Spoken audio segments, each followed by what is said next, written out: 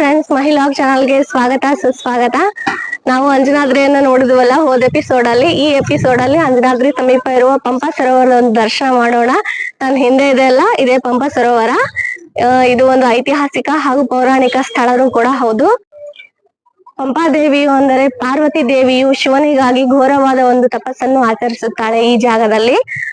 ಶಿವನು ಪಂಪಾದೇವಿಯ ಅಂದ್ರೆ ಪಾರ್ವತಿಯ ಒಂದು ತಪಸ್ಸಿಗೆ ಮೆಚ್ಚಿ ಪ್ರತ್ಯಕ್ಷರಾಗಿ ವಿವಾಹವನ್ನು ಸಹ ಆಗ್ತಾರೆ ಪಂಪಾದೇವಿಯನ್ನ. ಪಂಪಾದೇವಿ ಶಿವನಿಗಾಗಿ ಇಲ್ಲಿ ನೃತ್ಯವನ್ನು ಸಹ ಮಾಡಿರುತ್ತಾರಂತೆ. ಇಷ್ಟು ಒಂದು ಪೌರಾಣಿಕ ಹಿನ್ನೆಲೆ ಇರುವ ಕ್ಷೇತ್ರ ಇದು.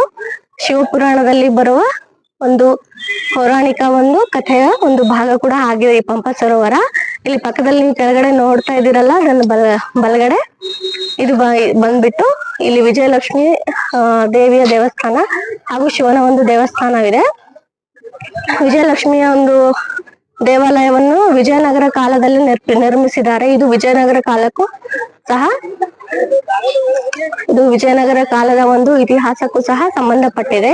ಈ ವಿಜಯಲಕ್ಷ್ಮಿಯ ಒಂದು ಆರಾಧನೆಯಿಂದಲೇ ವಿಜಯನಗರ ಸಾಮ್ರಾಜ್ಯವು ತುಂಬಾ ಒಂದು ವೈಭವಪೂರಿತವಾಗಿ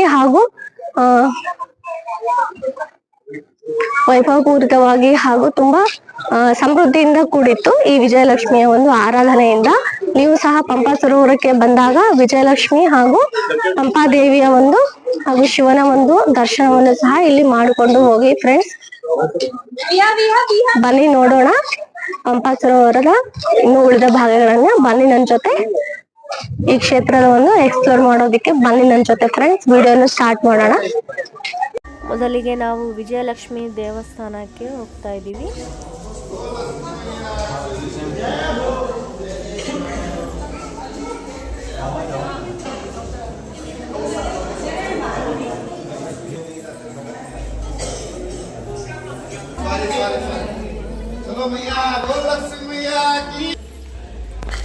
ಇದು ವಿಜಯಲಕ್ಷ್ಮಿ ದೇವಿಯ ಒಂದು ಮೂರ್ತಿ.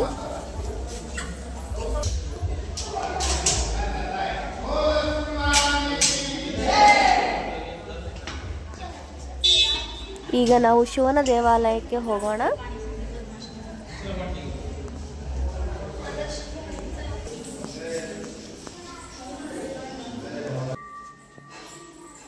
ಇದು ಪಂಪಾದೇವಿಯ ಒಂದು ಮೂರ್ತಿ.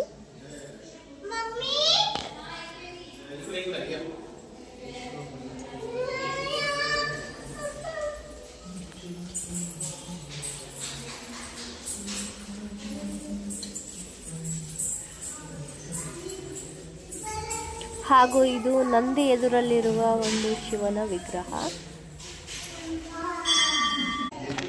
ಎರಡೂ ದೇವಾಲಯಗಳು ಪಕ್ಕದಲ್ಲಿವೆ.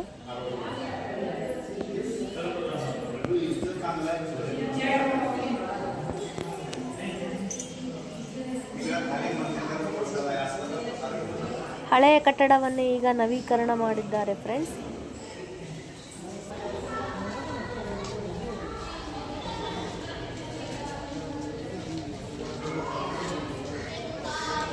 ಇದು ಪಂಪಾ ದೇವಾಲಯದ ಹೊರನೋಟ.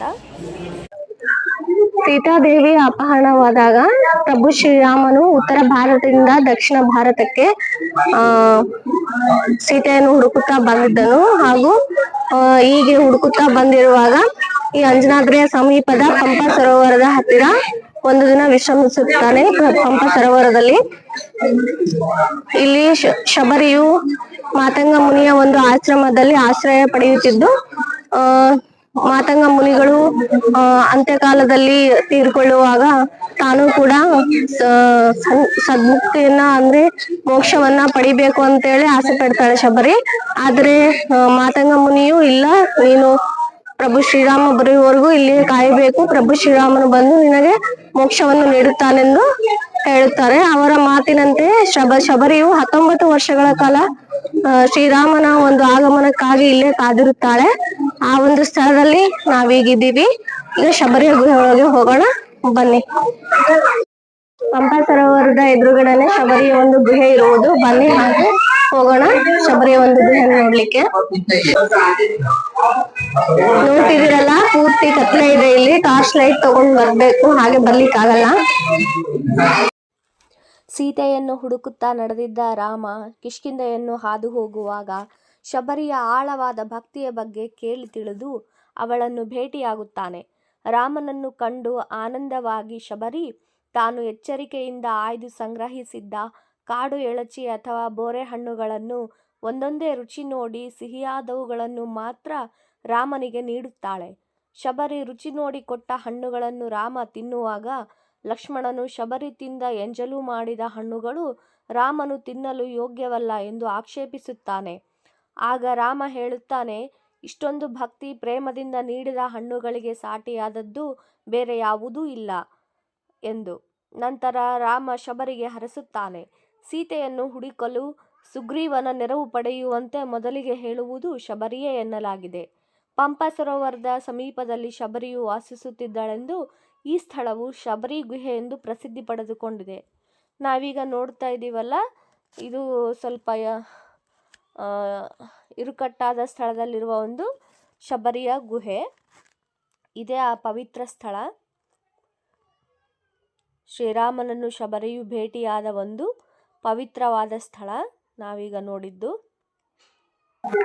ಫ್ರೆಂಡ್ಸ್, ನಾವೀಗ ಹೋಗ್ತಾ ಇದೀವಿ ಶಬರಿ ಗುಹೆಯ ಮೇಲ್ಭಾಗದಲ್ಲಿ.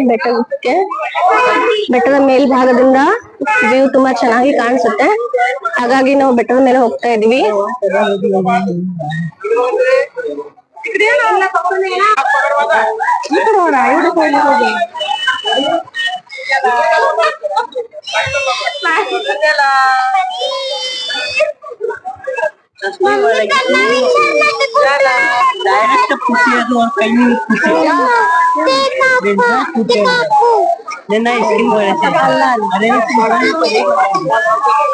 ಇತ್ತೀಚೆಗೆ ಪ್ರವಾಸಿಗರ ಸಂಖ್ಯೆ ಜಾಸ್ತಿ ಆಗಿರುವುದರಿಂದ ಇಲ್ಲಿ ವಾಹನಗಳು ಹಾಗೂ ತ್ರಿಚಕ್ರ ವಾಹನಗಳ ಸಂಖ್ಯೆ ಭಾರಿಯಾಗಿದೆ.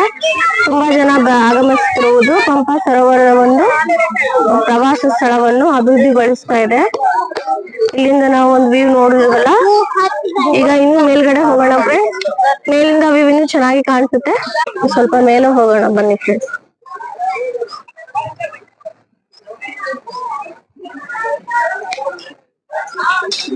ಇಲ್ಲಿ ಕಬ್ಬಿಣದ ಮೆಟ್ಟಿಲುಗಳನ್ನು ಅಳವಡಿಸಿದ್ದಾರೆ ಫ್ರೆಂಡ್ಸ್. ನಾನು ಹೋದ್ಸಲ ಬಂದಾಗ ಇಲ್ಲಿ ಯಾವುದೇ ಮೆಟ್ಟಿಲುಗಳ ಒಂದು ನಿರ್ಮಾಣ ಇರಲಿಲ್ಲ. ಚಿಕ್ಕ ಮಕ್ಕಳು ಮತ್ತು ವಯೋವೃದ್ಧರು ಹುಷಾರಾಗಿ ಹತ್ಬೇಕು ಮೆಟ್ಟಿಲುಗಳನ್ನ. ತುಂಬಾ ಎತ್ತರದಲ್ಲಿ ಏನೂ ಇಲ್ಲ ಫ್ರೆಂಡ್ಸ್, ಆರಾಮಾಗಿ ಎಲ್ಲರೂ ಹತ್ಬಹುದು. ಮೇಲಿಂದ ಒಂದ್ ನೋಟ ಪಂಪಾ ಸರೋವರ ಹಾಗೂ ಸುತ್ತಲಿನ ಪ್ರದೇಶವನ್ನು ನೋಡಬಹುದು. ಇಲ್ಲಿ ಪ್ರತಿದಿನವೂ ಪ್ರಸಾದದ ವ್ಯವಸ್ಥೆ ಇದೆ ಫ್ರೆಂಡ್ಸ್. ಇಲ್ಲಿ ಕೆಳಗಡೆ ನಾವು ಶಿವನ ದೇವಸ್ಥಾನ ಹಾಗೂ ವಿಜಯಲಕ್ಷ್ಮಿ ದೇವಸ್ಥಾನವನ್ನು ನೋಡಬಹುದು. ಪಕ್ಕದಲ್ಲಿರುವುದು ಪಂಪಾ ಸರೋವರ. ಇಲ್ಲಿಂದ ವ್ಯೂ ತುಂಬಾ ಚೆನ್ನಾಗಿ ಕಾಣಿಸ್ತಿದೆ ಫ್ರೆಂಡ್ಸ್.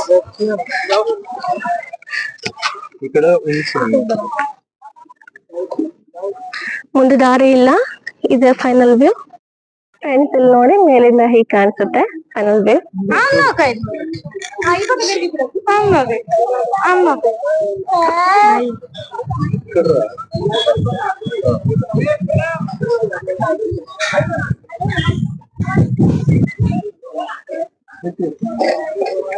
ನೋಡಿದ್ರಲ್ಲ ಫ್ರೆಂಡ್ಸ್, ನೀವು ಈ ಕಡೆ ಅಂಜನಾದ್ರಿ ಕಡೆ ಬಂದಾಗ ಪಂಪ ಸರೋವರನ್ನ ಭೇಟಿ ಮಾಡಿ ಇಲ್ಲಿ ಸ್ವಲ್ಪ ಮೇಲೆ ಬಂದು ಇಲ್ಲಿನ ವ್ಯೂ ನೋಡಿ, ಚೆನ್ನಾಗಿರುತ್ತೆ.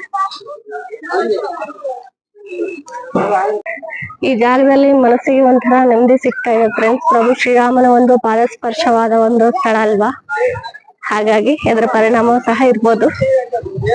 ನೀವು ಸಲ ಒಮ್ಮೆ ಭೇಟಿ ನೀಡಿ ಫ್ರೆಂಡ್ಸ್ ಪಂಪ ಸರೋವರಕ್ಕೆ. ಇದು ನೋಡ್ಲೇಬೇಕಾದ ಅವಶ್ಯಕ ಒಂದು ಐತಿಹಾಸಿಕ ಸ್ಥಳ. ಬನ್ನಿ ಪಂಪ ಸರೋವರ ನೋಡೋಣ.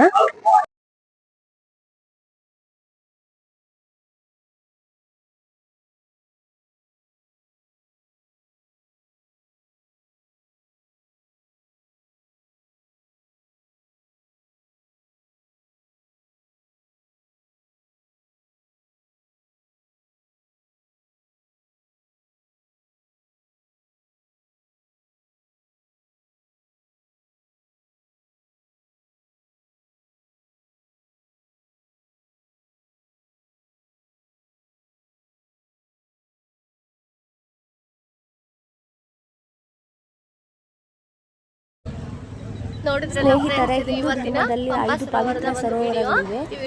ಅವುಗಳನ್ನು ಪಂಚಸರೋವರಗಳು ಎನ್ನುತ್ತಾರೆ. ಅವುಗಳೆಂದರೆ ಮಾನಸ ಸರೋವರ, ಬಿಂದು ಸರೋವರ, ನಾರಾಯಣ ಸರೋವರ, ಪುಷ್ಕರ ಸರೋವರ ಹಾಗೂ ಪಂಪ ಸರೋವರ. ಪಂಪ ಸರೋವರವು ಪಂಪ ಪುರಾಣದಲ್ಲಿ ಹಾಗೂ ರಾಮಾಯಣದಲ್ಲಿ ಉಲ್ಲೇಖವಾಗಿದೆ. ಇದೇ ಸ್ಥಳದಲ್ಲಿ ಪಾರ್ವತಿ ಶಿವನ ವಿವಾಹವಾಗಿದೆ. ಇದು ಅತ್ಯಂತ ಪವಿತ್ರ ಹಾಗೂ ಪೂಜನೀಯ ಒಂದು ಸ್ಥಳ ಅಂತ ಸಹ ನಾವು ಹೇಳ್ಬಹುದು. ಈಗ ನಾವು ನೋಡ್ತಾ ಇದ್ದೀವಲ್ಲ, ಶಬರಿ ಗುಹೆ ಮತ್ತು ಪಕ್ಕದಲ್ಲಿರುವುದು ಪಂಪಾದೇವಿ, ಶಿವನ ಹಾಗೂ ವಿಜಯಲಕ್ಷ್ಮಿಯ ದೇವಸ್ಥಾನ.